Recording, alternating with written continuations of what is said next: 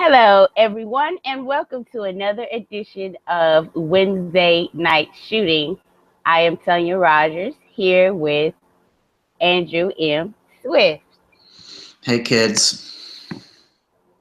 This week, the episode is named the You Deserve It episode because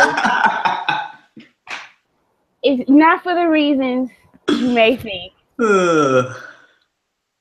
I named it that because there were 3 title changes this week. And we're just going to go ahead and talk about the Elimination Chamber because they had 2 title changes. And we'll start off with Bray Wyatt. He won in the Elimination Chamber. And he won in a very strong fashion. He pinned John Cena and AJ Styles to become WWE World Champion. So, how did you feel about that elimination? First of all, the structure itself. Did you have a problem with the Elimination Chamber structure? No. When I heard that, people. Well, here's the thing. I've only watched. I guess the only Elimination Chamber matches I've watched were the ones back in 2015, and there was the awful Intercontinental Championship match and the even worse tag team match, or was it the other way around? I don't even know. So I didn't have a lot of investment with the structure at all, but when I heard that people were upset that they put padding down, I was just like, really? Is this? I don't know. That just seems really weird, you know? Don't sell me on the brutality and then make it safer. I'm like, but WWE's job is to overhype everything. Right. So, it's a promotion. It's wrestling. Yeah, it's a work. They're supposed to lie to you. I didn't get that one either. Yeah, but how did you feel about the match? I really liked the match. I was cranky at one point because I wanted Miz to pin Cena, and I wanted and that was for storyline reasons. But I was also cranky because I wanted Corbin to pin Ambrose, and the reverse happened. But that was just me being a mark. But I thought it was a lot of fun. I mean, I haven't gone back and watched it again yet because it was it's been Raw Monday, SmackDown Tuesday, and then today. But I'll probably give it another look this weekend. And after it, I was just like, you know what? That they delivered really well. And the gimmick matches usually aren't my sort of thing. And it's even harder when there's so many people. But I thought it was structured pretty well. So I thought it was good. I thought it was a good match, and I really liked how impressive Bray looked. How impressive they made Bray look. I really appreciated that because that's a guy that's been booked very, very poorly for a very long time. And if you're gonna put the championship on him, you got to do it in a big way. Yeah, but I feel like once Randy Orton got with them, his booking had gotten better anyway. Yeah, that's true. Survivor Series. From Survivor Series on, they've been pretty much booking him strongly. Yep. Yeah. That's true. Did he? Yeah. I'm trying to remember. Did he get the pin for the tag team championship? I can't remember. I think he did. I'll have to look that up. No, I think it was a tandem. Was it the Sister Abigail into the RKO thing? Yeah, I think that's right. Yeah. But yeah, he did not get pinned to lose the titles. He also did not get pinned in their rematch. Randy Orton got pinned both of those times. Oh yeah, that's a good point. Yeah. So yeah. So they've been kind of building Bray up a little bit on the sneaky side, where it wasn't really noticeable until this week, because on SmackDown he defended his title in a triple threat with John Cena and AJ Styles, and he pinned John Cena again. Yeah. Again. So yeah, it's a good week if you're a Bray Wyatt fan, which I am, which been rocking his shirt lately. So You have a Yeah. shirt of his? I did not know you had a shirt of his.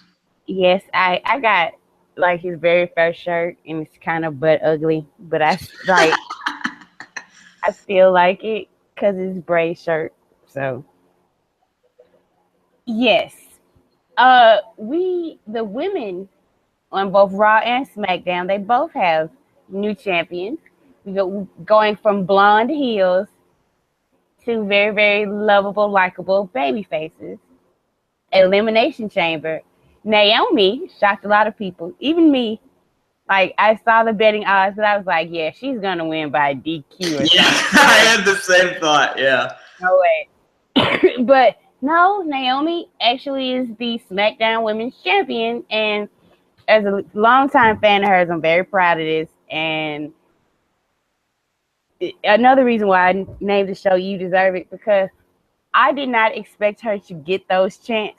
Like Mm-hmm. I know she's over, but I thought it was more people liking the entrance. You know what I'm saying, and appreciating. Oh, by the way, that match was very tight and they worked really well. Like there were no really rest holds. Yeah. That's what I appreciated. Like they just worked the whole match. It was interesting actually because it was like far and away the fastest paced match other than the Chamber on the Yeah. card. Like really obviously so too. Yes. And I very much appreciated that. But like the fact that the crowd chanted "You deserve it" to her, she got choked up because she's been there like the longest of almost anybody except for Nikki Bella and Natalia. Yeah. So and she's never really gotten close. Like I think she was supposed to win the title. Then the thing with her eye happened, and I think they brought her back too fast with that because with eye injuries, it's just a lot of stuff you have to get over, and I think a lot of her botches after that were because she was wrestling and she wasn't fully recovered. That was my opinion. But I am glad they put the title on her. I don't know what that means for the division moving forward, but I am happy as hell about it. We also have a new Raw Women's Champion, which in the main event, which I just love the fact that the women just main event now on Raw. It's nothing. They're just, Mm-hmm. of course, they're the main event.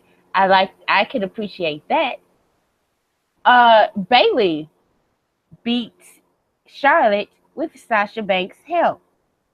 So have you heard any like rumblings that they're going to strip Bailey of the title? Because I don't know if you saw. I posted a tweet from Charlotte today in the Daily, and she made a rumbling about how it was with Sasha's help, and Bailey responded like, "I didn't know that she was gonna do that or something." And I was like, if they dusty this, I'm just gonna be like, I'm feeling really good toward Raw after this week, and if they dusty it, I'm just gonna be so cranky. It's not gonna be fun. yeah, I'm gonna be cranky too because that's stupid. Like they'll dust because it'll be the fact that Bailey never won, and that's stupid. Don't do that. Don't Yeah. no. Don't do that. Like it's trying to put the something back in the bottle after it's been released, you know? And it's like maybe like Dusty Finishes made sense back in the 80s when like the only people that saw it were the people who were like there in the crowd in the individual territories or whatever, you know? But like everyone saw it. So now when you go back on it, it just devalues everything that happened on Monday, you know? And then like people are trying to say like, oh, it'll be a big reaction at WrestleMania. Well, yeah, it'll be a big reaction either way at WrestleMania, you know? Yeah. What this does is just puts a sour taste in people's mouths, you know? And for a show that like really needs to get people back on its side, like Raw can't be like doing good things and then immediately like reversing them. Yeah, that would be. I don't think I would like that. I don't think. Yeah. I'm in a cranky mood right now. I'm sorry. Because like the rumor is it's going to be a multi-woman match at WrestleMania. So the only way for you to get that big pop of beating Charlotte is that she has to be the one to eat the pin. Yep. And are they going to do that with Nia Jax and Sasha Banks allegedly also in the match? And if so, what is the point of having them in the match? Right. Is Yeah, Bayley right. just To put them on the card. Like, that's like, it feels like at WrestleMania they're just like, all right, how can we get all these people on the card rather than like how can we tell the story that we want to tell?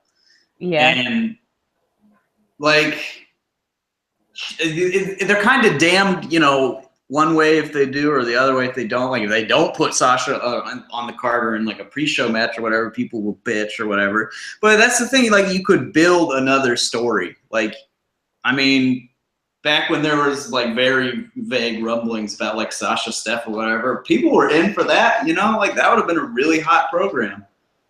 So it's just, I don't know, it just feels like Raw is, I don't know, it's like stunted.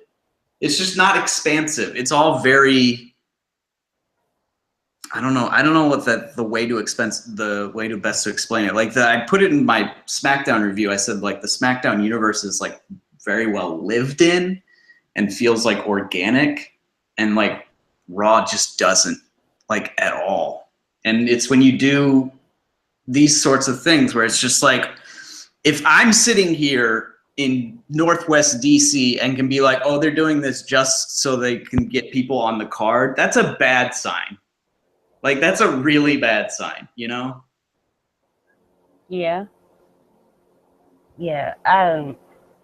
Like it feels like, and then the new rumor about SmackDown women is that the title isn't even going to be on the line. It's going to be a tag team match. I can't. I will lose my shit at that. Yeah.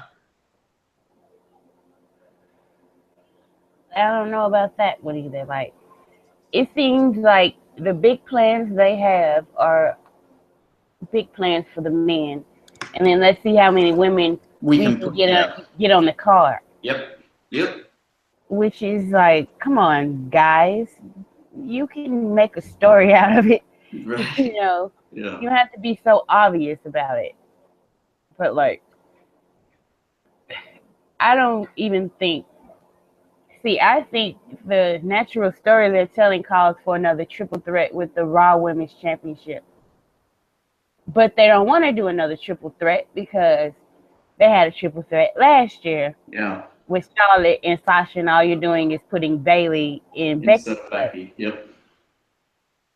But I mean, hey, that's the story that you've been telling. Nia Jax, to me, she doesn't feel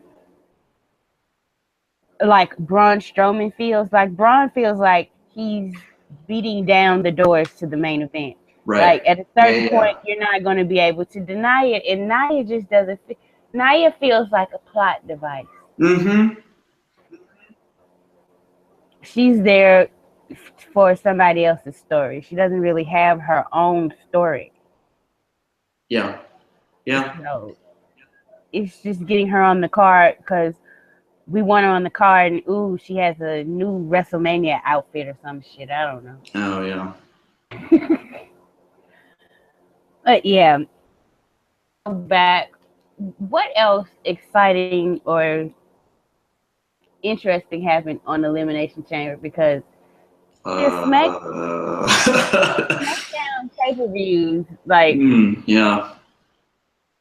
two have been kind of like and then something big or good will happen at the end of the show, and everybody will be like, oh, that was a great show, SmackDown Live so great. I'm like, yes, every week SmackDown Live is great, but their pay-per-views kind of lacking a bit.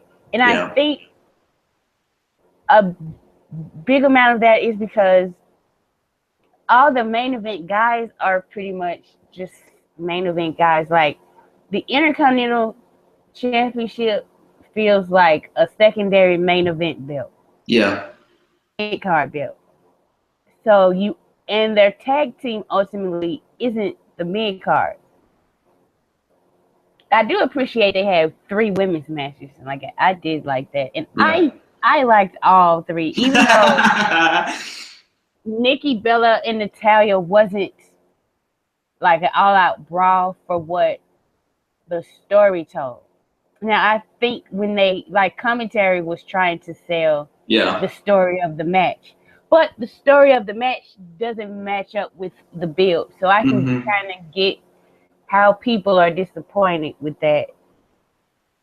But that was all leading to the Falls Count Anywhere match, which they're having next week. Right, but that's how it makes that match they had Sunday even more weird. Because if like they knew they were going to a Falls Count Anywhere match, why did they work holds? And why did they like have the double count out spot just be because they couldn't get back in the ring, not because they were just beating the hell out of each other on the outside and like didn't even want to try to get back in the ring.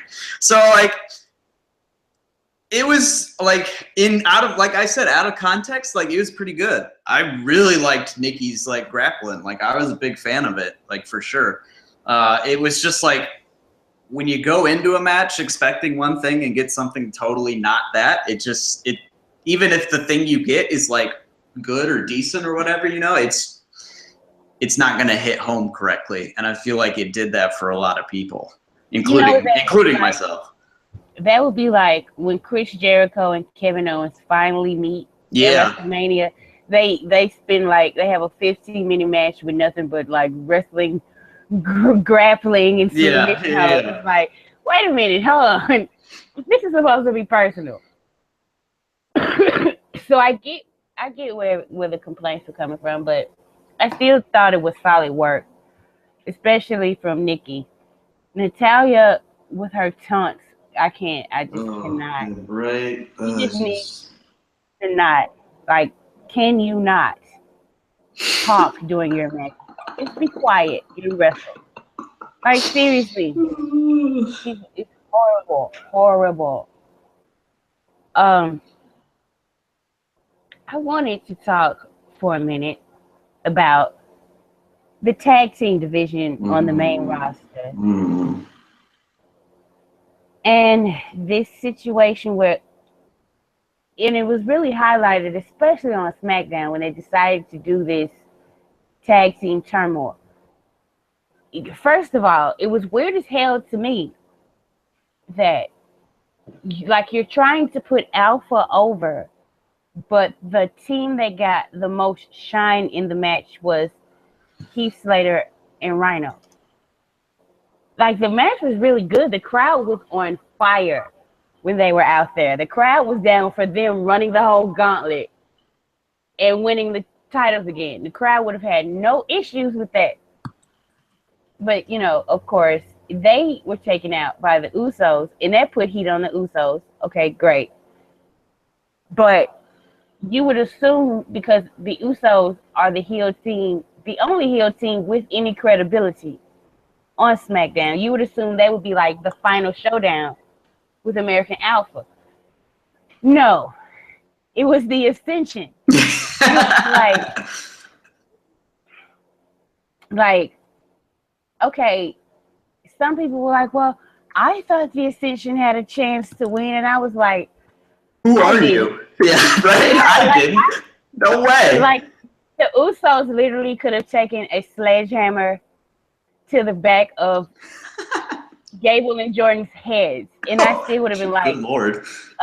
Ascension is not winning this. Yeah, right? Yeah. Like, seriously. But, and then they put them in the match. Like,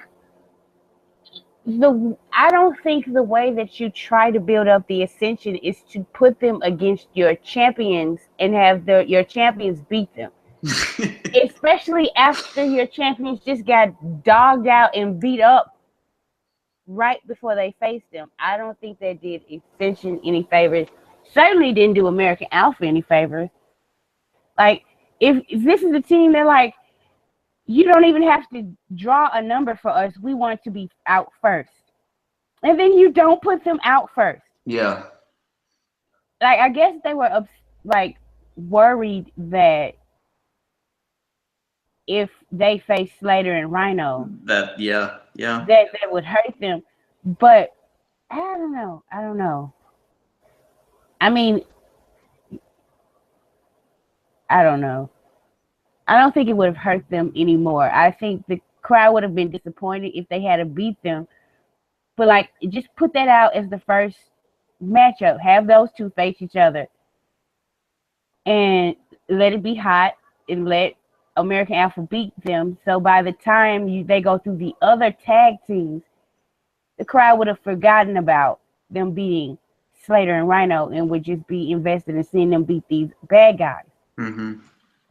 Like, you could have had them beat the Ascension and then the Ascension do the beatdown. Then the Usos come in. Well, I guess that would make the Usos look bad because the Usos could beat them even if they... I don't know. But something better than what we got Sunday. I did not enjoy that. They set up a match where, like, it would have been really hard to get, the desired result, which is, like, to, make Alpha get Alpha a bigger connection with the crowd. Which, if that's the case, if you can't, like, come up with something, then don't book that match. Book a different match, Like, you don't have to. I'm at the point where I can't even, like, spend words on the tag division anymore. I'm just, like, at the point where I'm like, if they just didn't put SmackDown's tag division on the show for, like, 3 weeks straight, I'm not entirely certain I would notice. Like, I mean, seriously, I'd just be, at some point I'd be like, oh, we haven't seen American Alpha for a while, like that would be it. Like, like they were off the show for like a month, and then they were like, after they won the title or whatever, like 3 weeks or something, they were like, we haven't done anything, and I'm like, oh yeah, they haven't done anything. How about that? Right. Which is impressive because, like, SmackDown got every person other than Jack Swagger on its roster on the card at Elimination Chamber, which is for a single brand pay-per-view is really impressive, and like in ways that made sense too, But like this tag match, I don't know, it's just not very good, not very well thought out, and it really shows that they don't really have a plan for the tag team, other than they want American Alpha and the Usos to feud heading into WrestleMania. Now, on Raw, first of all, the Raw Tag Team Champions are the Anderson and Gallows. The New Day, right? Oh shit! Oh right, that's right. Yeah, seriously, if they were just going to do this, they probably should have kept it on New Day and let them just have an impossible record that no one can break. Yeah. Because, okay, the club this past week, for reasons only known to the writers. Oh, good.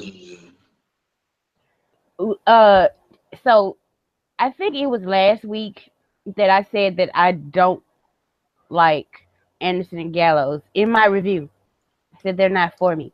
And I felt like I was getting trolled by WWE. Roman is in the ring with Stephanie. as my picture shows. Yep. Having a pretty decent back and forth. And then these two clowns come out, and I was like, of all people to come out right now, why are they here? And then you don't even book Roman to beat them both up. And like, right. People will be complaining because he beat up the tag champs. Yep. Who gives a fuck? Who gives a fuck? Seriously. I'm sure there's some people who honestly do give a fuck, but no. The crowd was pro-Roman at this point, and they were ready to see Roman whoop somebody's ass. But no, let's 50-50 it. Give him a bullshit DQ, and then have him run them off. Like, what the fuck? It was so pointless. It wasn't even a good DQ. Like, you know?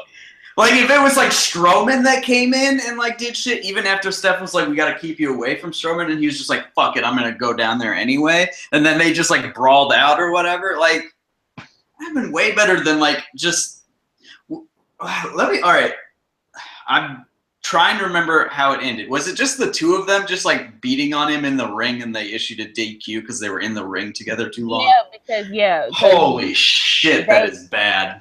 The illegal man was still in there after Wow. the 5 minutes. Wow. Exactly. Yeah. Right. And so here's my whole thing about all of that. Comes out and asks for Braun Strowman. Mm-hmm.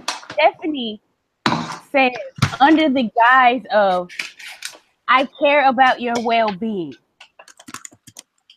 So no, you can't have this match because you might get hurt. And then books him against 2 people. Like, what the fuck? What's going on?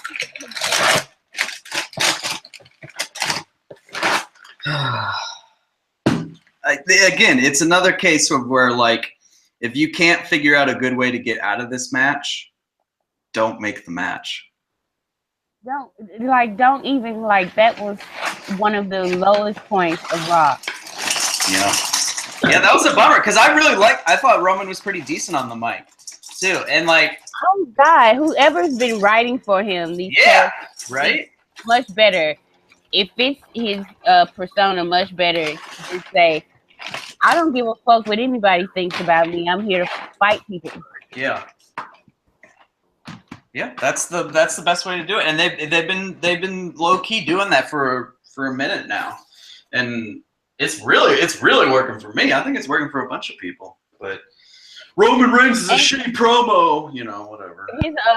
His interactions, I always enjoy his interactions with Steph, because as some people say, they were like, look at the way Steph looks at Seth, and I never got that, because people were always proposing that she would cheat on Triple H with Seth, and I was like, why?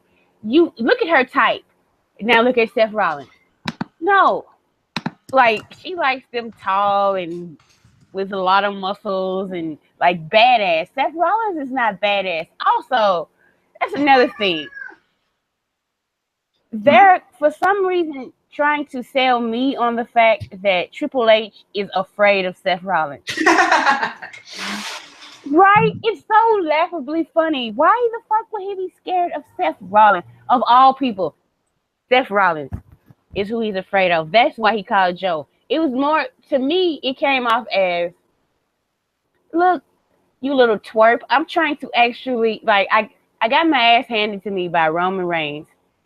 I haven't done shit here except for make sure Kevin Owens was the champion. I'm not trying to fight nobody. You're getting on my nerves, so I'm just going to send Samoa Joe to kill you, because he actually wants to fight people. It didn't strike me as Triple H is afraid of Seth Rollins. Like, even the thing at NXT where he took over his little spot at TakeOver, Triple H didn't seem afraid when he came out to the ring frowning. He looked like, you're a nuisance. Get away from me, go away. So I can't buy that. If they're trying to tell me that Triple H is afraid of Seth Rollins, they've got work to do. Yeah, if you're trying to sell that story, you can't have Steph literally roll her eyes when he says that. Right? That kind of kills the illusion a little bit. Like, if she's just like, yeah, okay, sure he is, you dumb fuck. Like, that's not a good look. And yeah, like you said at TakeOver, Trips is just like, this motherfucker, what is he doing? Doesn't he know I'm gonna have to cut like 5 minutes off the women's match now? Like, what the fuck, man? Right, you idiot. He should have came out. That would have been. I'm just imagining this now. I'm imagining if there was like a political hit on Seth, like Trips coming out and be like, you know what, Seth Rollins, you made me cut half of the women's championship match at TakeOver. I would have fucking died. I would have been all hailing for like 12 hours straight. It was great. Oh yeah, that. So apparently Seth Rollins might be able to go at WrestleMania, but they're also building towards, perhaps maybe he could make it, he couldn't. And I guess it just depends on how his rehab goes. But like, some people are looking forward to the match. I can't base it on my excitement. But seriously, if Triple H and Seth Rollins never wrestled each other, I would not give two shits. If they found some other way to end this storyline, fine, cool. Yeah. I never have to see Triple H wrestle again. Yeah. I can't imagine it will be a good match. I really can't. Me either. I really can't. I mean, it might be, but I just don't.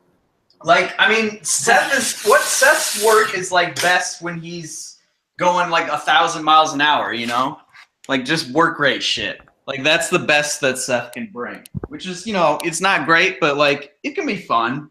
But like Trips can't do that. His match is literally the exact opposite. It's like 40 minutes, dull as shit. Yeah, like I don't see how they mesh at all in the ring. Yeah. See, I think it would be better if Seth Rollins was better at selling and psychology, because Triple H, this is what I imagine, Triple H spends looking over Seth's knee, right?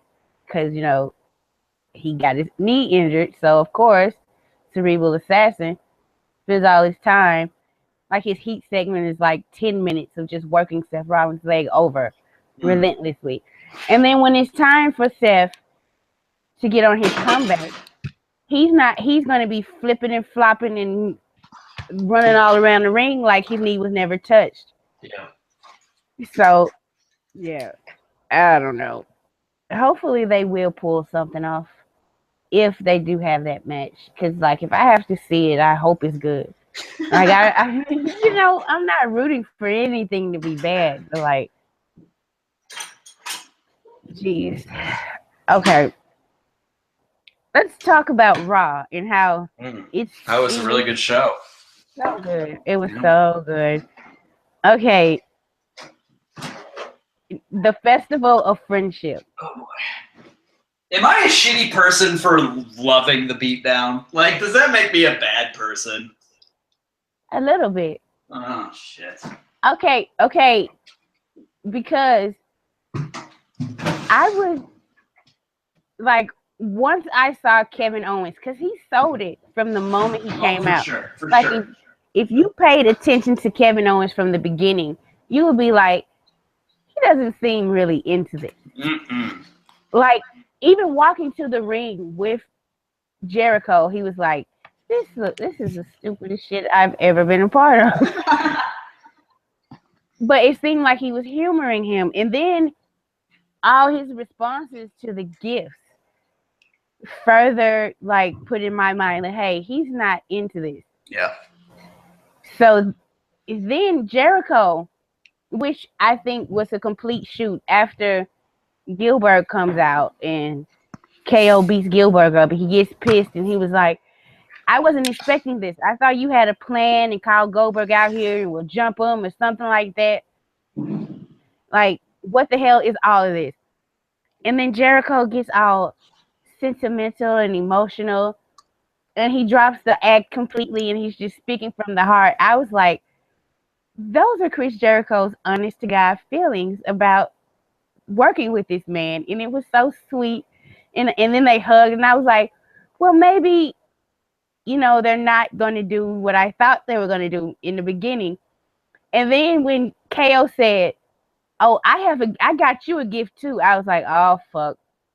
It is. Oh, fuck. Like, yeah. As soon as he said that, I was like, he is not finna whoop this man's ass, is he? And he gave him that box. And then the reveal with you got me a new list. I needed a new list. And he was like, why is my name on it? And then on the back it says the list of KO. I was like, oh my fucking. And then the beatdown, he just went way beyond what was necessary. Like, why you gotta beat him up that? Like, goddamn. He beat him like Jericho had been his enemy for like the past year and not his best friend. Jeez Louise. I mean, Like, I tell you what, I knew it was going to happen. I knew the breakup was going to happen Monday as soon as Paul walked in and said, I need to speak to Kev. I was like, oh, I know what's happening. Like, and then they showed the like 8-second clip backstage of like Triple H talking to Owens. And I was just like, oh, for sure. For sure. So again, the whole thing is about Triple H. Because it's going to be about how like, Triple H was like, you know what? I gave you the championship because I thought you were like a badass ass kicker and you became just like a joke. And that's not Kevin Owens I know or whatever, blah, blah. So then Kevin Owens was like, oh, fuck. Well, I got to do this now, you know? So like, it's all about Triple H, which is, it's not, if it wasn't a story that everybody hated, it would be a good story. I mean, you know, does that make sense? You know, like, if it hadn't been something that people are just so sick and tired of, then it would be like, yeah, this makes sense. Like, the responses of everyone here, like, legitimately make sense. But I don't even know if they'll like go at that far to like explain it. Like, that's just me connecting the dots, which I think it's a fair assumption to make. But if they don't actually like explain it, I'm just like pulling shit out of my ass, you know? Like, they leave too much to inference rather than actually spelling stuff out on Raw, which is annoying, especially for someone like me who wants to write about this shit. Write bunches of words about feuds, and I'm just like, well, I think it's about this, so that's what I'm gonna say. Yeah, especially because Samoa Joe, he had a great sit-down interview with Michael Cole. Yes, and really good. It was kind of like foreshadowing, because he was like, I don't need to be propped up by Triple H. I don't need anybody's help. Pretty much, like, I'm a badass on my own. And so that kind of foreshadowed, like, okay, KO. It's kind of like he didn't say KO's name, but the implication was there that he was also talking about Kevin Owens. So, and then you see what Samoa Joe has done since his debut. Attacked Seth Rollins, attacked Roman Reigns, attacked Sami Zayn. So, like, KO has to be watching this. And he's like, well, is he going to send Samoa Joe after me next? Because he doesn't approve of the way I've been carrying myself as champion. So, I do hope they wrap that up. Like, I hope it's not just left out there for people to speculate on. Like, definitively, they need something for Triple H to be known that Triple H is pretty much the one that made this call. Because otherwise, like, people were like, well, it's stupid. He got rid of his help before he faced Goldberg. But, like, if he's facing Goldberg in a straight-up one-on-one match, what I would do is just get myself disqualified right off the top. I mean, you can win, you can beat me up, but I'm still champion. So, but they're not going to do that. No. It's interesting. I wonder if Goldberg is able to wrestle, like, for 5 minutes at least. He has not taken a single bump yet. Well, he took that half bump when he was in the ring with Rusev when he, like, tripped over himself. Yeah, that doesn't count to me. He hasn't taken a full back bump. Yeah. Like, period. So. Christ. Right. He has not sold anybody's anything yet. So. Did you? I think you saw it. That comment from, I think it was from Brandon Stroud, who I know has a weird reputation, but the thing he said about sports teams, like if it was the World Series and then Yes, I saw baseball that. I was just love like that quote. put in the Yankees and Dodgers when it was like it's supposed to be the Indians and Cubs because they won their respective pennants. I was like, yeah, that's so true. That's absolutely true. It's so frustrating. Like, it's so frustrating. And I know people are like, oh, Goldberg pops a number or whatever. It's like, yeah, because fucking everyone on the roster looks like shit all the time because you bring people back. And then, like, what, Brock Lesnar in the Rumble threw out Dean Ambrose and Sami Zayn in a combined, like, 3 seconds, you know? And, like, those are, like, upper mid-card / lower main event type guys right there, like, who you want to have as in your company for like a decade, you know? And so like you can't, and they're like, oh, but there'll be time to get them back, but get them back up there. But it's like, yeah, but then people won't believe it, you know? Like it'll be so much harder to do it. And it's so much short-term thinking. It's so frustrating. Sami Zayn and Dean Ambrose have actually headlined house shows. Yeah. So, yes, these are pretty much the guys you're asking to keep the lights on, and you make them look like crap when it comes to guys like Goldberg and Lesnar and Undertaker. And of course, like people, and apparently Roman is the exception. But see, he deals with these guys, but he still gets his ass kicked pretty regularly by like the part-timers. Like I totally expect when he faces the Undertaker to work under during that match.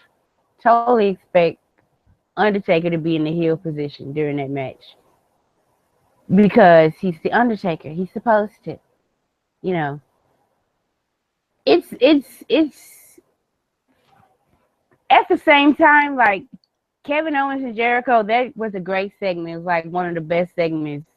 Oh, for sure. I've seen in a long time. Long time. Like everything that was done was great, but like it's still like a mid-card comedy act that broke up. So should you main event with them with the Universal title? No. Right. So what, like, I don't know.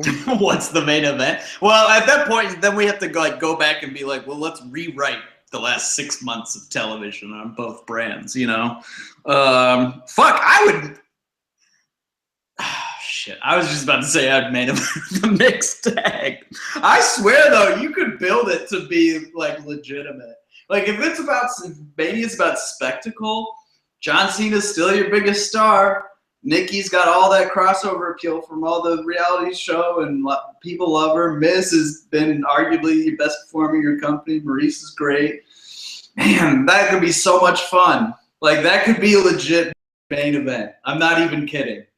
Not even kidding. I've talked myself into this. That should be the main event of WrestleMania. Yeah. And then you can do, like, a fucking proposal at the end. Are you kidding me? Oh, how awesome would that be? Yeah, casuals would dig that, but like, right? Oh, it would be so much butt hurt from. Oh, so much. Smarks would be. Oh my God! For the people who like Kevin Owens stands and like people who think Nakamura should be the person who beats. Let's not. Lesnar. Those people would absolutely hate the fact that there's a mixed tag match as the main event. Maurice and The Miz are in the main event. Like, there are some people like, oh yeah, Miz is a great talker, great character, but he still can't wrestle. Lies. He still can't wrestle, right? So, like, The Miz is still getting that after all the good work he's doing. It's like, do you really, how much do you pay attention to that? You know, when I'm to that segment of the audience.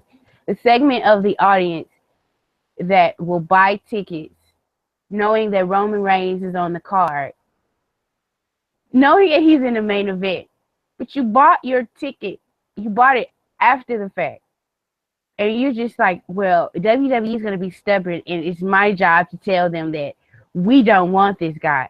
Wait, like, it always trips me out when I see posts and people are like, because we the fans don't like Roman Reigns. Oh, like they speak for everybody. Excuse you. Can you say I? Can you say some people? Because you don't fucking speak for me. Thank you very much. I have no problem with him as the main event. You don't like his booking. You think it's too strong. I don't think he's booked strong enough. God damn it.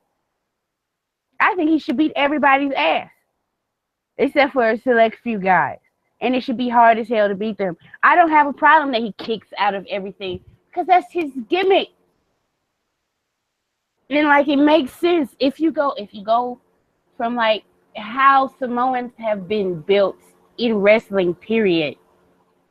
Samoans are just genuinely supposed to be tougher than everybody else. That's just, like, I've been watching wrestling for a long time. That's just how Samoans have been portrayed. Mm-hmm.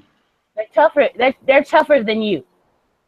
So I don't have a problem that he gets shot with a bazooka and still kicks out at 2. I didn't have a problem with that with John Cena.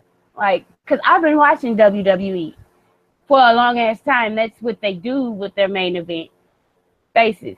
I think sometimes when there's a perception that, oh, so-and-so is getting booked like shit, so this person can look better. But don't take it out on the person that's trying to make look better. Get upset that this person is being booked like shit. I don't understand getting mad at someone else for another wrestler's booking. Well, they're only doing this to make so-and-so look strong. But get mad at the company. Like, well, we can't boo the company. You cannot give them your money.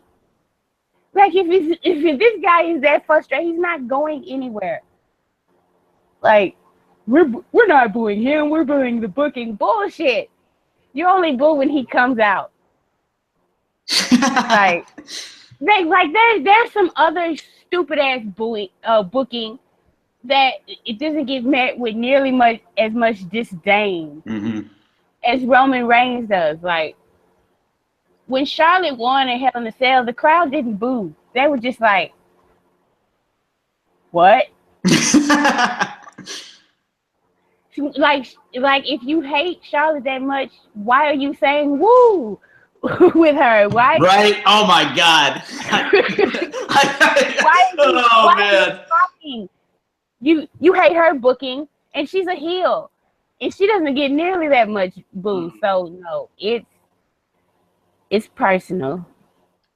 Yeah. And it's because you don't like this guy. You don't think he's earned this spot in your mind for whatever reason. And to me, that's just stupid. Which is so dumb, because he's totally one of the best performers in the company. Like, clearly. It's just...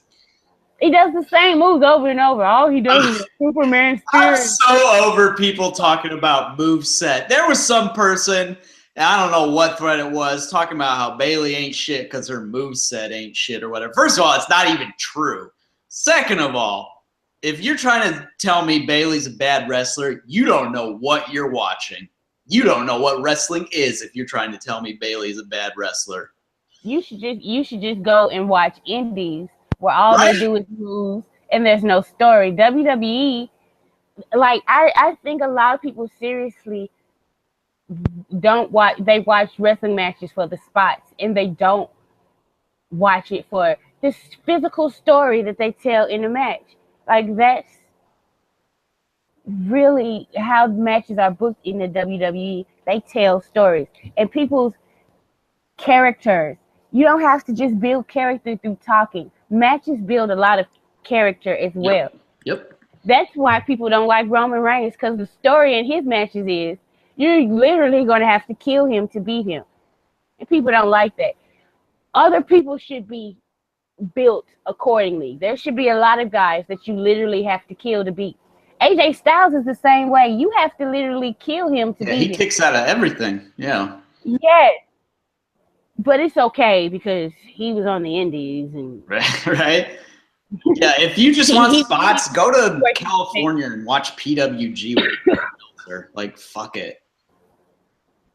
I'm here to feel things, okay? Right?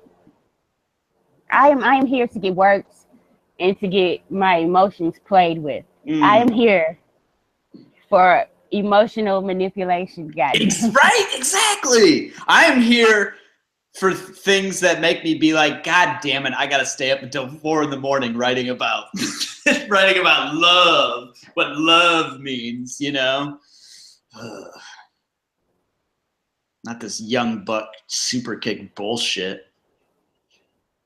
Like, I cannot stand the Young Bucks. I never have. I know, me too. Because I am a click mark, and it is seriously. Oh, yeah. I have no problem with borrowing from guys from the past. Because Batista did the whole shake the ropes thing for the Warrior. And that was cool.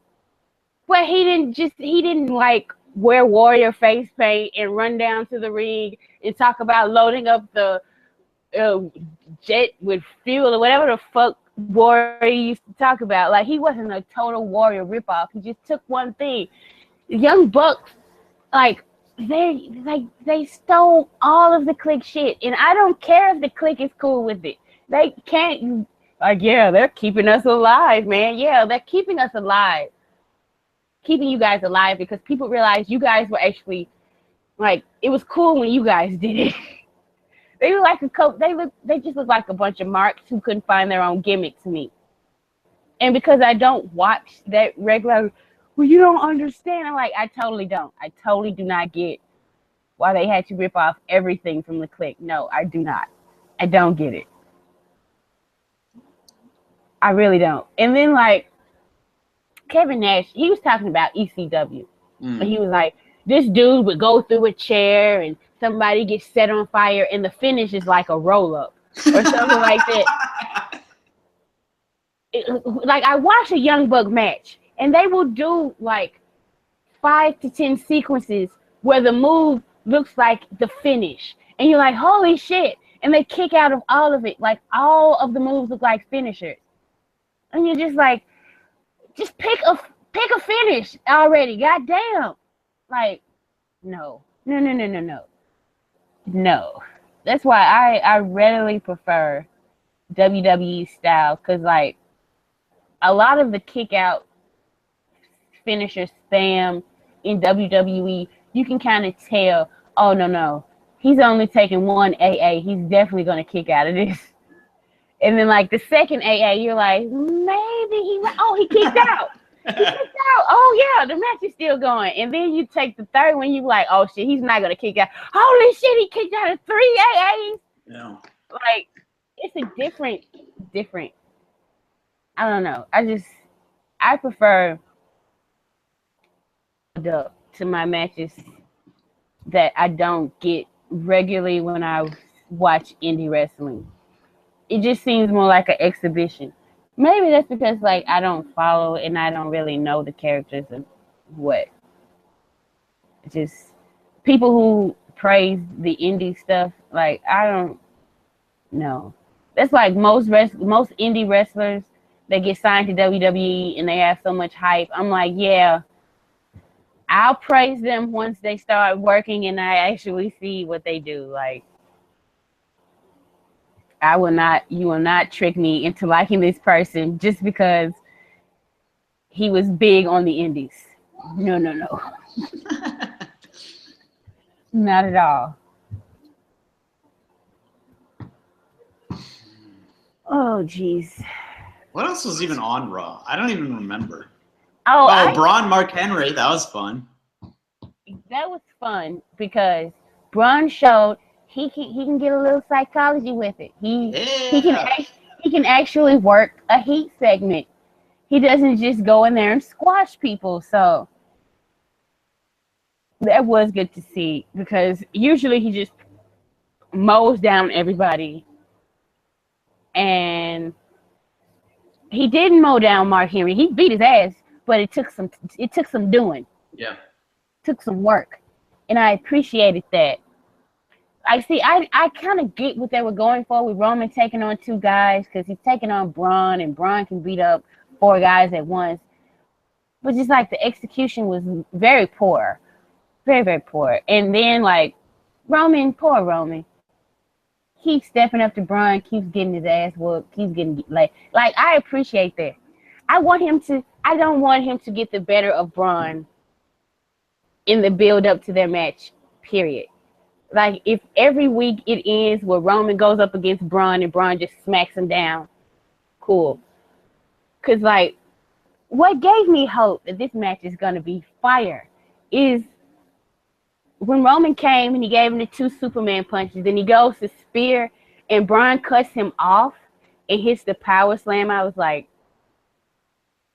oh my God, there's gonna be so many of those in that match where like Roman's trying to make his comeback and Braun's just gonna smite him and knock him down. Oh God, I cannot wait. Do you think that match is gonna have a finish? I hope not. But like then, but if there isn't a finish, oh my God, are they gonna do some shit where like Undertaker comes out and and Dick kicks Roman? But see, fuck. Yeah, I think that's that's what might end up like Roman has gotten Braun down and he's about to get counted out, and people are like, oh, that's just a cheap way to get the win. And Roman's in the ring, and then the gong hits, the light goes out, and Roman gets up, and Undertaker Dick kicks him in front of the referee, and it's a DQ. And then Braun gets up and whoops Roman's ass some more. I could definitely see that happen. So, you know, I think really what they're aiming to do now, because my theory, because Roman did not win the Universal title, my theory about Roman being in the main event was that Finn Balor wasn't around and they needed somebody to work main event matches. Yep. And that turned out to be true. So I think what this is now is like, I think they've gotten to a point where they feel like Roman can work with anybody. So I think this is really more of a test for Braun to see if he can work a pay-per-view main event style match. And they don't really care who wins. Like, that's just happenstance. They'll figure that out. I think they're really trying to test Braun to see if we give him this monster push and we eventually put the belt on him, will he be able to handle the workload match-wise? Yeah. Yeah, because I think Vince is at that point with Roman that, like, he's not going to have a bad match with anybody unless they're Triple H. So,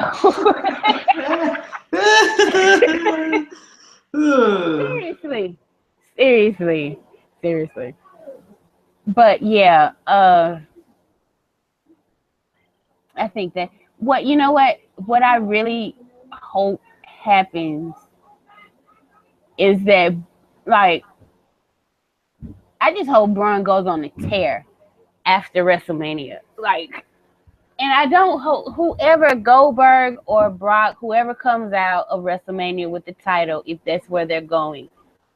Because they could, like, we don't know for sure that Goldberg's going to get the belt from KO. They could do a fuck finish. They could think, I can't read his mind definitely, but if Brock or Goldberg gets the Universal title, I really hope they don't take the belt home. You know what I mean? Oh my God, right? Just have them drop it a month later. Nobody's going to care. Like, there are some people like, that's such bullshit, that's such crap, but like the majority, I don't feel would be upset if either one of those guys won the title at WrestleMania and then, like, come May, neither one's on TV, neither one's the champion. That's fine for me, at least. And I think either Braun or Joe should be the one to get the belt from those two guys, just to keep it on Raw. And, they're the best choices right now. Yeah, they're like the two best things on Raw right now. Braun and Samoa Joe. Can I add a third person to that list? Who is that? Sami Zayn. I am Sammy. I am all in on Sami Zayn right now. Let me tell you. I think that guy might be the most, not in like the Dave Meltzer sense of underrated, like underpushed, but just like underrated. People don't appreciate him enough. I think that might be the most underrated guy in the company. That dude is a really good babyface promo, really good babyface character, really good babyface worker. He's just like a babyface, man. I tell you, like his match he had against Rusev, I was hooked. Was that on Monday? I think that was Monday. It was Monday. I was hooked all the way, man. I was just in for it. And then he made that really good tweet today that I enjoyed. So, that also helped. So. Yeah. I don't know. I saw it. I saw it. Yeah. Yeah. He's like the purest babyface at least on Raw. Definitely, yeah. Male for sure. Yeah. Yeah, absolutely. I'm all for them. Like that's if you're going to do underdog, that's the underdog babyface right there. Yeah. Yep.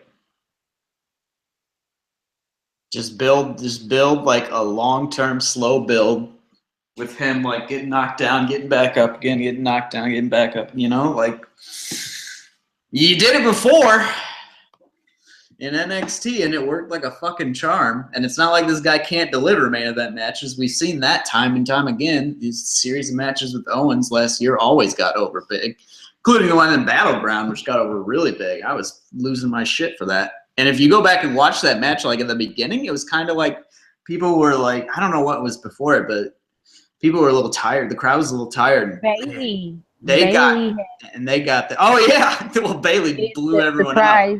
Yeah.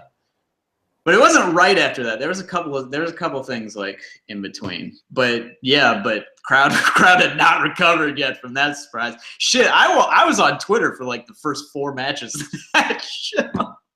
Just tweeting all caps shit. But yeah, Sammy's a great worker. I think he's a guy that you can really push as like a top star because I think people can really identify with him. I just don't know. Like, I don't know if you can do that sort of story on Raw, though, Like, I don't know if Raw can commit to consistently telling a good story with a guy like Sami Zayn. In the way that they've told, like, the story. Like, you couldn't tell the Wyatt family story on Raw. You couldn't do it. There's no way. It's just not structured that way. It's not structured in a way that, like, everything that happened last week, you have to remember to see why the stuff that's going to happen this week is going to happen, If Raw's not like that. So I don't know if you can really do it on Raw. So that's a guy, boy, I tell you, if he moves to SmackDown, I'm going to be fucking hyped. This is the thing, which, like, I don't know if you read it, but Vince was not at Elimination Chamber. He was not at SmackDown's pay-per-view. So who was running the show?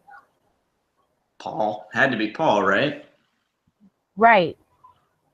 So, like, and the writing on Raw has gotten better. Oh, like, you're trying to make some claims here, I feel like. Like, I kind of feel like Vince might, especially, where his wife is in her position right now, might seriously, like, when has he not been at a pay-per-view? He might seriously be trying to gear up for Triple H to take over creative or not make the final decisions, but like handle everything other than the final decision. So that's at least a step in the right direction. There's still some weirdness going on Raw, of course, but like the whole Enzo and Cass are like, are they're gonna turn them or like? I have no idea. Because like I don't know where they're going with that. It seems like even with Braun, like he was doing sort of kind of heelish things, but now he's just straight up kicking people's ass. And he's not cheating. He's not really being underhanded. He's just being a He's just, bulldozer and yeah, running over people. yeah. So like on Raw, especially the alignments are weird as hell.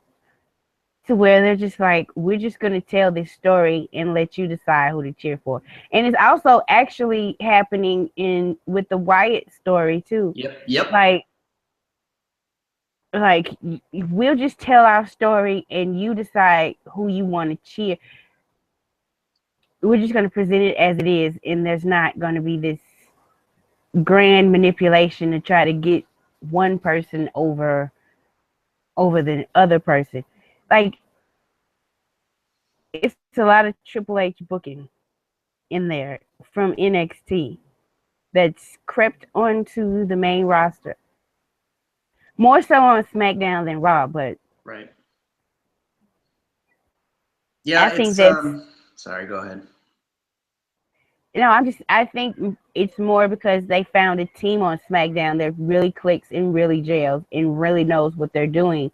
And on Raw, I still feel like they probably have more like comedy sitcom writers that are still on Raw and less wrestling based writers I for could their see stuff. that. I could see that. Yeah. And that's the difference because they still feel like they have to have that element on Raw. Because the Bo Dallas New Day segment, that was a riot and a half. It was funny as hell to me, and it was so over. And like Vince is gonna buckle down. He's gonna start selling some fucking New Day ice cream soon. Because like seriously, because the fans demanded. He was like, "Fuck, and want ice cream? I'll give them fucking ice cream." Right? Yeah. Like it would be so cool if like Kofi Kingston, who's like CM Punk's road wife, Kofi Kingston is finally the one who helps bring ice cream back. Like I'll get a kick out of that personally though, because like CM Punk really wanted those ice He cream really bars. wanted those ice cream bars. He Yeah. really wanted those. Where are my ice cream bars, Devin? Yeah, that like I didn't like even the small stuff on Raw outside of like Enzo, but that's like a personal preference sort of thing. But everything on Raw was pretty like stuff was tying together, and other than Stephanie like saying, "I'm worried about your well-being, but I'm gonna put you God. in a 2-on-1 match."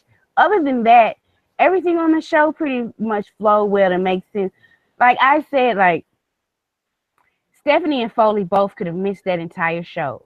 It would have made more sense if Roman had to just come out on his own and call Braun Strowman out instead of Strowman, because Strowman does what he wants. He don't have to come fight you if you don't want to. Like, fuck you. And instead of him coming out, the club came out and it was like they tried to beat Roman down and then Roman stands tall anyway. That would have made more sense to me than having Stephanie on there making the point of saying Foley's not on the show. Like, yeah, the crowd booed because Foley's a face, but really nobody would have missed either one of them. Yeah. Yep. Like, it wasn't at this point, the way it's going, I would rather much have Triple H as like the master manipulator. Like, don't have him come out and do in-ring promos. Just have him backstage, like taking private meetings with people, and then from those private meetings, shit happens. Yeah. You know, I think that would be more intriguing as a like he's like a silent authority figure almost. Like he's there, you see him in the backstage, but he's not omnipresent over everything and has to come out and make sure everybody knows that he's running the show. Like a little more subtlety on Raw would go a long way. Yeah, I agree. Putting Triple H as like a kayfabe version of his real life like self, Yeah. like that would. Hey, first of all, that would really tie into that thesis I'm trying to work on. That would be great for me. But yeah, that there was like you said, there's no reason for Steph to come out whatsoever. Like she literally did nothing that could not be done just by Roman coming out, talking for like 3 minutes, and then the club comes out and just be like, oh, fuck you. Like, that's it. Like, you don't need Steph for that, like, at all. So, you know, it's weird. Yeah, Like, somebody I wanted to raise the point that you mentioned Enzo. And, like, these guys are ostensibly faces, right? Yeah, so, they're supposed to be. So the segment starts with Cesaro and Sheamus, who are a baby-face tag team. Even Sheamus is getting like face cheers at this point. You know, it's just like an odd couple dynamic. And they're fucking working with Bayley, of all people. Right. They're working with Bayley. Like the babyest babyface to ever babyface, as I keep calling her. And then Enzo and Cass show up, and Bayley rolls her eyes and walks off. And then Enzo starts talking his shit, blah, blah, blah, blah, blah. And Cass is just like, God damn it. And then Cass steps in, and Enzo's like, oh, and like still talking his shit. It's like, these guys are not faces. They're just fucking annoying. Like, you know? Yeah. Like, I don't understand, like, if the idea is to, like, put the belts on them in Orlando, I don't even think they should be tag team champions because then they have to work matches, and boy, those guys are not good in the ring. They are not good. Not good. Enzo's trying to get over the rope. I didn't even see it live somehow, but when I saw the GIF, I was just like, how did I miss that? And even Cesaro is just like stopped in the middle of the ring. Was like, are you fucking kidding me?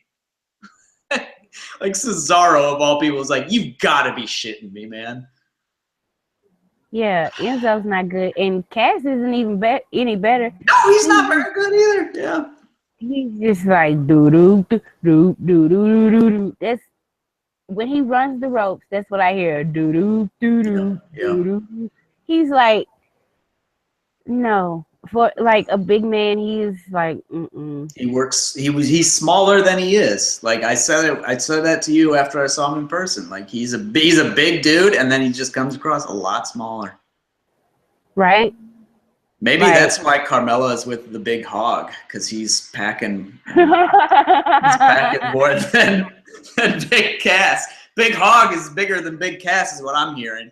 That's the locker room talk, folks. That's I'm just getting rioting over here now. This is a show about penis now, folks. How about that? Did you see? Speaking of, because yesterday was Valentine's Day. Yeah. Did you see that Roman Reigns thing that somebody did? Oh my God! Yes, that was like amazing. Heart. And I was like, oh my God.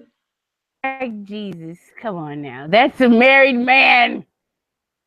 People, come on now. And like, I don't expect married men to be perfect, but he always talk. Even if he's cheating on his wife, he's covering his bases because he makes sure to big her up in every interview. Like, don't do that, guys. Come on now. Like, that's what made. I was like, God, who made me? What pervert made? Like, I'm a pervert. I'm very curious. I'm very perverted. Yeah. What pervert made this? Talking about unwrapping and no. Let me rain down on you. Come on now. He is like, I know how he looks. He is a shy individual. That's he wears full body. One, he has to wear a hernia belt vest that some people are annoyed with. Like, that is not his Shield gear. I am sorry. It's okay. He wore a vest and a shield. He's wearing a vest now. They are not the same. They are not. Stop saying that. He's still in his Shield gear. Oh, really? He wore a chest protector with a symbol on the front in the Shield. No, he did not. Stop saying that. And second of all, like when he got injured in FCW, and like it was a nerve thing, so he couldn't work out on one side. So one of his arms got bigger than, like one side of his body was a little bit bigger than the other. And he's always been self-conscious about his body since then. That's why he switched from the trunks to like the full body. And like people are like, he needs to show his body more. He is. No, people don't realize this about men, but some men are also self-conscious about their body. Stop trying to sexualize everyone. God. Speaking of, apparently Emma, she can do it. She can do it on Instagram, but she cannot be sexualized in live action. Because apparently, like, okay, I stopped caring about Emelina, like, because we used to talk about it, like, every week on this show. Then I stopped because, like, I was like, she's never going to debut. And I was right. They brought her out, and she was like, you've waited so long. Weeks. And I was like, really? 17 fucking weeks? God damn it. But I didn't care. Like, they brought her out, and then she said, now you're going to have to wait for me to go back to Emma. And I was just like, all right, then. Like, I know some people like, what kind of bullshit is it? I was like, look, from what I heard about the gimmick, I was always skeptical because somebody backstage apparently thought that they had done it with the women. That, like, we've turned the corner, so we don't have to show any carefulness about how we present our women. We can have this just straight up sexy woman and say she doesn't like wrestling and she just wants to be sexy and she's gonna get booed for it. Because hey, they booed Eva Marie. Eva Marie can't wrestle. That's why she was getting booed. It was also it was an NXT. That's a big difference right there. Well, it translated over to SmackDown. That's true. But like it started in NXT. So like people were aware of it from, or at least some people were aware of it from there. Yeah, some people were aware and it caught on with other people. Like, if you give that gimmick to a woman who can actually wrestle, she's going to get fucking cheered for being hot. So, if they say she couldn't pull it off, in my honest opinion, and she might lose her job for this, but I think she wasn't trying because she knew she was going to get cheered and she wasn't on board for that. I believe a lot of women probably weren't on board for that. So, like, yeah, I'm kind of glad. Like, I didn't want to have to deal with debates with people about is it right or wrong to cheer for that. It's wrong. If she's putting down women's wrestling and being like a Sable-like character. Yeah. No. It's not, especially not on Raw. Come on now. Maybe SmackDown. But the only place it would be safe is NXT. Yeah. They have not come that far along. Like the crowds are now respecting women's wrestling. And let's have a couple of years of that. Years, not just 1 year. It's really been 1 year since the WrestleMania's triple threat. They were subject to getting random chanted and all types of bullshit before that triple threat. And it seems like after the WrestleMania triple threat, and they got rid of the Divas belt. Yep. And it's like the company, and they didn't make a really big deal about changing Divas to women. Like, that wasn't even a rumor. They kind of just sprung that on people at WrestleMania. Like, oh, wait a minute, they're doing this? Yeah. Okay, that's cool. And they've had the women's Hell in a Cell, Falls Count Anywhere. They're having multiple women's matches on SmackDown.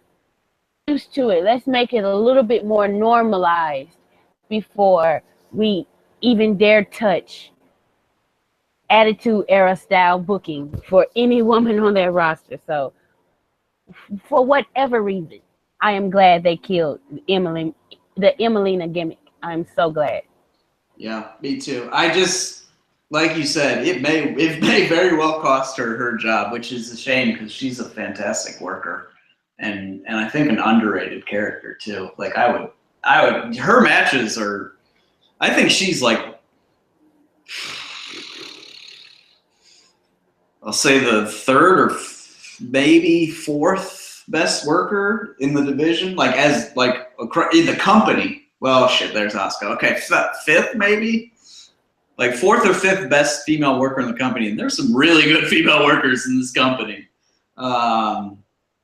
So that'll be a bummer if that happens. But hopefully, like maybe she can like go to SmackDown or whatever and kind of rejuvenate herself over there. Hopefully, I don't know. It's I don't know, but it is worrying that like the gimmick was like conceived of in the first place, and it definitely seems like it was the sort of thing where there was like a backstage like struggle debate over it between like the competing power centers that we know of. Yeah, Triple H won. Yeah, you're right. Yeah. Thank God. Yeah. I want to make a point about how earlier a little bit ago you said how Raw has better writing now, and I will give you that. However, I will go back to my point about how I don't think Raw can do like a week to week story, whatever, because and this is what I'll use as evidence in that case. Do you remember what happened on Raw last week in the women's division? What happened last week was Bayley faced Nia Jax, and Charlotte interfered and lost, and then Bayley lost. And then later on, Charlotte talked to Sasha, who last week was a crippled mute, and said nothing and just looked at her. That's what happened. All right, you went into too much detail. Yes, Bayley lost. Yes, she did. To Nia Jax last week. I know it was not clean, but she literally lost a match a week before she won the title. That is silly. Come on. You can't tell a long-term story like that. That's the sort of thing where it's like, oh boy, they really are gonna do this, like put it back on Charlotte at Fastlane. They really are gonna do this, you know? And oh my God, she's that's gonna be a five-time champion. Five-time champion. The belt hasn't even existed for a year. For a year. It has not existed for a year, and she will be a five-time champion. That is insane. Yeah, somebody was like, there have been 25 title changes since the brand split, and I was thinking, yeah, and half of them were Sasha and Charlotte. Right? Seriously. Oh, jeez. Right, you're right. But like, it's funny. I think they will too, and it's ridiculous. Like, she's gonna be a five-time. Come on. Like, but yeah, what else? Like, are they gonna let Bayley keep it and take it into Mania? God. Then what? If Bayley keeps it and takes it into Mania, then Charlotte is definitely gonna win. Charlotte winning the title back at Mania? That would be a Why can't she just lose twice in a row? Like, why can't we just do that? Please. I don't know why. But like, Charlotte's under the impression that like if she's not in like the title match, she has to have some big important storyline. Oh. That she didn't. Yeah. Like she didn't just pull that out of her ass. She's reading the tea leaves. Yeah, that exactly. That did not come across well when she said that. Not. No. What was it? It was about like maybe I should wrestle the men. Like it was that sort of thing too. Yeah. Like if she wrestles the men, it would have to be a good storyline and blah. I was like, no, Charlotte. The last thing I want to see is for you to beat up all the men and go over on them too. Right. That's the last thing I want. I'm trying to get you to lose against women. Like, we don't need another China situation. Okay? Oh boy. thank God for Mattel. Like hating intergender matches. Thank God for them. I tell you. Otherwise, she'd probably be like a joint U.S. champion, women's champ at this point. Oh my God, yeah. Something. I don't know. Charlotte is booked way too like. Braun looks at her booking and is like, shit, I want to be booked like that. Right? Everybody's jealous of Charlotte's booking. Seriously.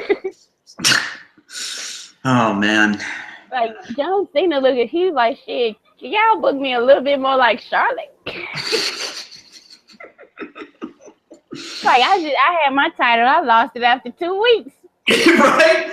Seriously, I just took 2 clean pins in 2 days. Oh, right. Nah, yeah. Oh, jeez. But yeah, I think as it stands now, I am, even though the match I look most forward to is Reigns and Taker, just because work it. And I like my hope among hope is that there's a spot in the match where Taker has Roman down and Roman just sits up like the Undertaker. I'm gonna mark out so hard if that happens, but like it's probably not. But that's just in my head. But like all the other WrestleMania stuff, I'm most looking forward to is the SmackDown stuff because Randy apparently is foregoing his WrestleMania title shot, which I first heard that I was like, why the fuck were you in the Royal Rumble? Well, I didn't think Bray was going to be champion. I guess. See, John Cena, at the time, no, Cena was champion. But he had to enter the Rumble before the championship match happened. Like, don't you have to put your name in before? I don't know. I don't know I get it. Kayfabe order I'm in right now. Yeah, but so they're gonna have a battle royal to determine the new number 1 contender. So this is my thing: if they crown a number 1 contender and it happens to be Luke Harper, should Randy be able to take it back? Like, no, I was just joking, guys. You know, don't take my word for it. Like, oh, man. It's interesting to see how they're going to play that. Yeah. Yeah. Yeah, and then the mixed tag, I'm interested to see because the Miz wasn't even on the show. Right? That was a big bummer. But I think it's nice. They let him have his time. Him and Maurice got a Valentine's Day off. Yeah. Well, they didn't though, because they worked the dark. Because Miz worked the dark match against Ambrose.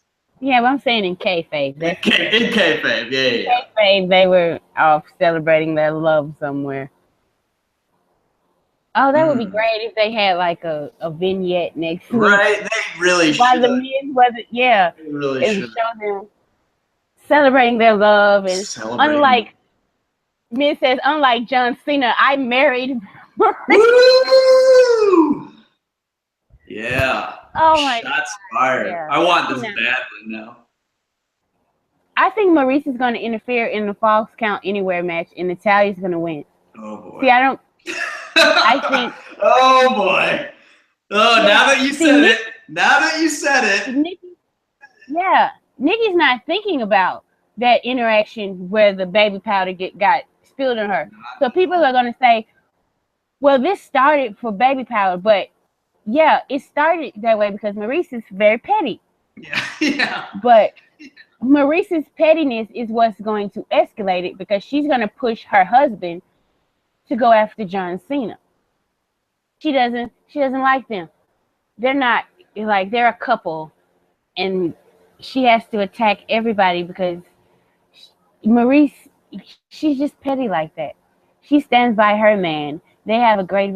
I cannot wait until they start going off about Nikki and John's relationship. I cannot wait. A lot of fun. I know a lot of people they're like, oh, well, that's wasting John Cena.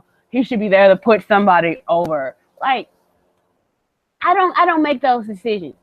Like, sometimes I weigh in, well, somebody should be put over and this and that. But at the end of the day, like, their ratings don't matter to me. Their business metrics don't really matter to me that much. What I care about is being entertained. And I feel like that's just going to be a whole ball of entertainment. Mm-hmm. Like, seriously. Yes, Lord. I cannot wait. Oh, my God. The promos alone. The promos. My God. Oh, my God. Right? Talking Smack is just going to be a madhouse. God. Oh, my God. Woo! I'm getting really excited.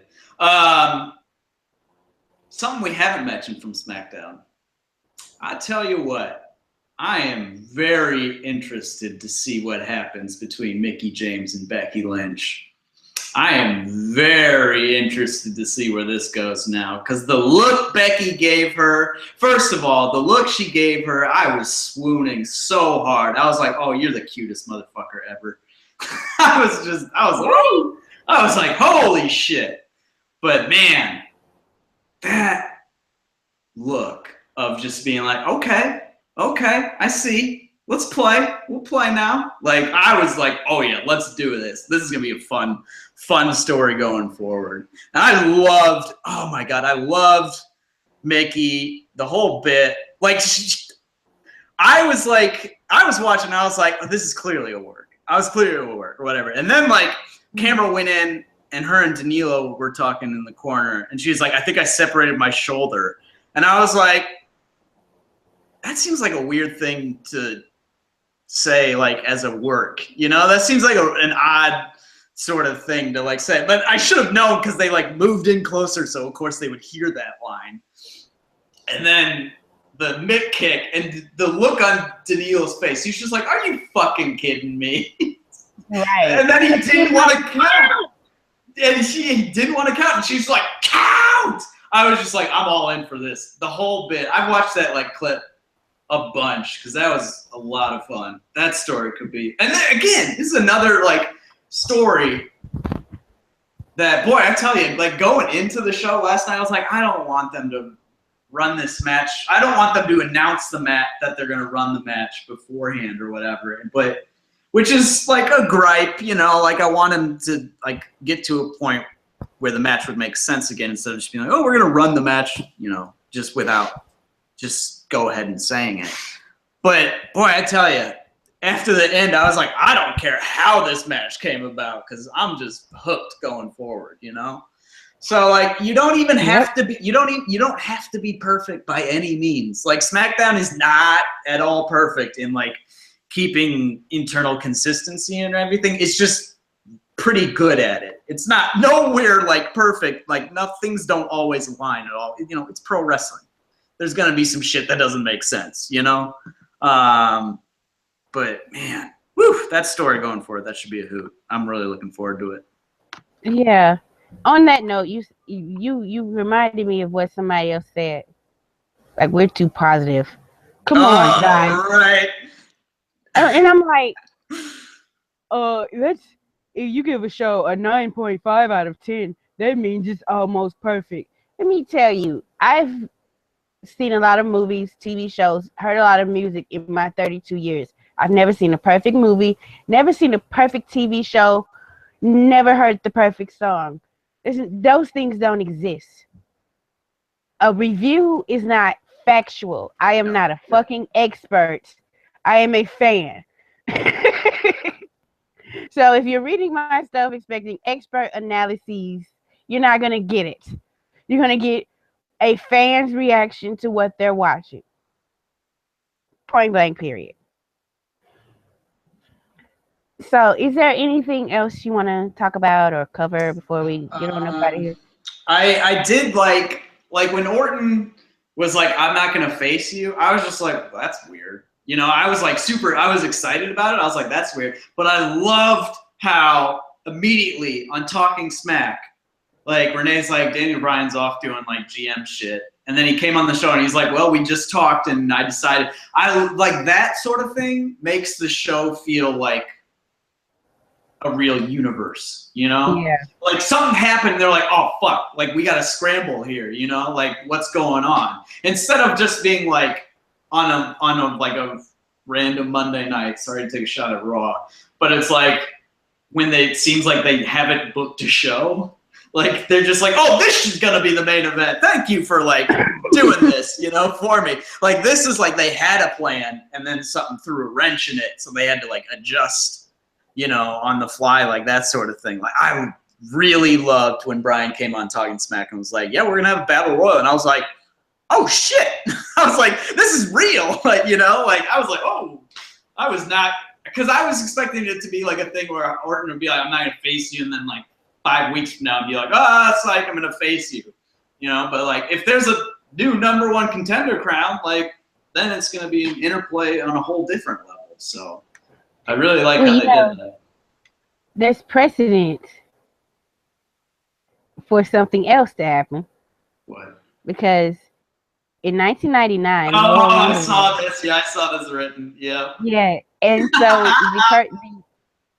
the runner-up got the spot, but we all know like that's a step too far for WWE. You know what? Raw should open next Monday with Roman coming out and saying, I want the fucking title match at Mania because of this precedent. And especially because, did you see the press release that came out today or whatever, that they're like putting out an official rule book or whatever?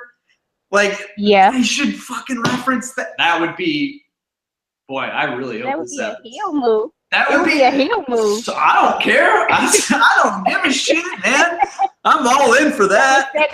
Roman's standing there with the official rule book, and he's like, on page 49, section C says, I want my goddamn title shot at Mania. My fucking title shot, baby. Oh my god! I tell you what, I'd like cry. I would be so happy. I would start crying. That's a I probably would too, because then that would mean, oh my god, they're actually gonna turn him. Right. Which like they're not, but I know, even just turn him just for a month to face Taker, please. Boy, you know. Oh my god. You know why I'm so excited to see Roman and Taker, right? Yeah, because you want Roman to I want Roman to just annihilate that old motherfucker. Yep. I hate Undertaker. I'm a weird person, everybody. It's not gonna happen. But what I really want, I know. If Undertaker is healthy enough, I want old school somehow into the Superman punch. Oh! I really do. Like, don't let him get on the ropes. Like he's climbing up the turnbuckle and Roman breaks away and Superman punches him. But I don't know if Taker is healthy enough to take that bump. Yeah. Yeah. That would be the only thing. So, yeah. Also, gotta give a shout out to Baron Corbin dragging Dean Ambrose. Oh, yes. That was wonderful. And of course, knowing the type of person Dean Ambrose is, Baron better not be walking backstage too comfortably, because he likes to assault people, but he don't know assault yet. Dean Ambrose does not let shit go like that. No. So yeah, not at all. I'm looking forward to that too. I am reminded by I don't know how to say your name, dude. Sorry, Keelam N in the thread, who says it's not a title shot, it's a title match. Damn it.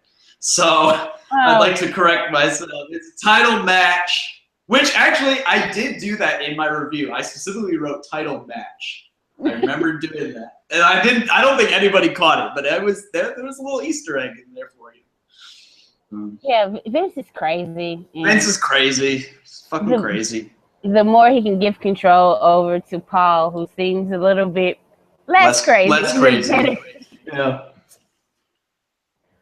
Oh, geez. The road to WrestleMania is a good one. Good things are happening on both shows, which I greatly appreciate. Yep. They just keep this up. Keep up the momentum, WWE. And I'll be looking forward to WrestleMania this year. I wasn't last year. Kind of like, I was down. I really wasn't. It was like very few things I was looking forward to. there's a lot I'm looking forward to this year. Yeah, I'm the same way for sure. Thank you everyone for listening. Of course, follow me on Twitter at Militia Malice Joe and follow Andrew at andrewmswift. All together.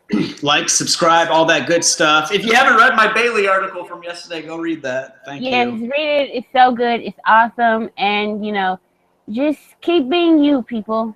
Yeah. We'll see you next time. Bye.